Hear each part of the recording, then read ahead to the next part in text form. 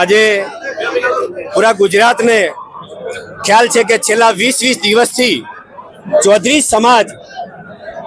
સમાજની આન બાન અને શાન એવી પાઘડીના ન્યાય માટે આજે મહાપંચાયતો અમે કરી રહ્યા છીએ। આજે એ વઢિયારી પંથક અને જતોડા સમાજના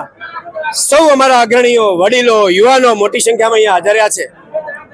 અલગ અલગ પરગણામાંથી પણ સમાજના અમારા અગ્રણીઓ, યુવાનો આજે આ મહાપંચાયતમાં હાજરી આપી છે અને અમારી એક જ માંગ છે, જે પ્રકારે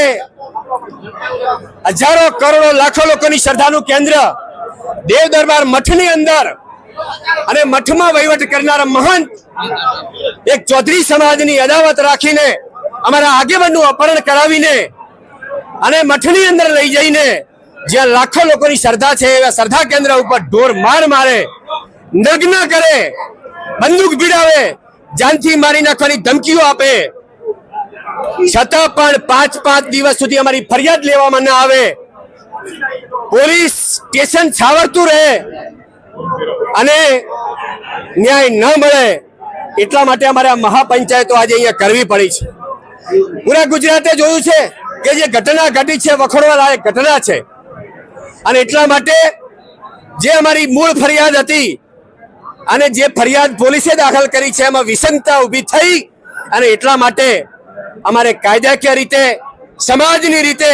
આ લડત લડવાનો અમારે વારો આવ્યો છે। બિલકુલ જે પ્રકારે થયું છે, પોલીસ કોના દબાણમાં કામ કરી રહી છે, પોલીસ શા માટે કાયદેસરની ફરિયાદ દાખલ ન થાય, મુખ્ય આરોપીનું નામ ન આવે, કોના દબાણમાં કામ કરે છે, આજે હું આપના માધ્યમથી પૂછવા માંગુ છું। પોલીસ શા માટે અહીંયા, પોલીસનું શું કનેક્શન છે થરા મઠ ખાતે, તે વારંવાર આવા કૃત્યોને છાવરવામાં આવે છે। પોલીસ જે મેઇન અપહરણ કરાવનાર છે, જે દેવ દરબાર મઠના મહંત છે બળદેવ નાથને પોલીસ છાવરી રહી છે, એમને મદદ કરતી હોય એવું પહેલા તબક્કે ચૌધરી સમાજને અને અન્ય સમાજને 18 આલમને લાગી રહ્યું છે। અત્યારે અમે 10 દિવસનું અલ્ટિમેટમ આપ્યું છે। જો 10 દિવસની અંદર મૂળ આરોપીનું નામ ફરિયાદો દાખલ કરવામાં નહીં આવે અને બાકીની 5 માંગણીઓ અમે અહીંયા સંભળાવી છે, એ 5 માંગણીઓ અમારી સંતોષકારક સરકાર કઈ નિવેડો નહીં લાવે તો 10 દિવસ પછી ન છૂટકે અમારે ગાંધીનગર કૂચ ન્યાય માટે કરવી પડશે અને એમાં જે કઈ પણ પરિસ્થિતિ ઊભી થશે એમાં સરકારની પોલીસ તંત્રની જવાબદારી રહેશે। આરોપીઓ ગુનાહિત ઇતિહાસ ધરાવે છે, 300 પાસા હેઠળ કાર્યવાહી કરવામાં છે, અગાઉ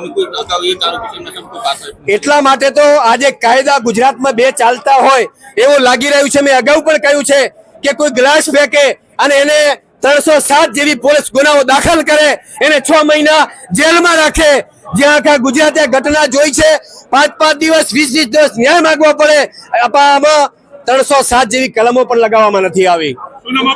મારું નામ ભેમાભાઈ ચૌધરી।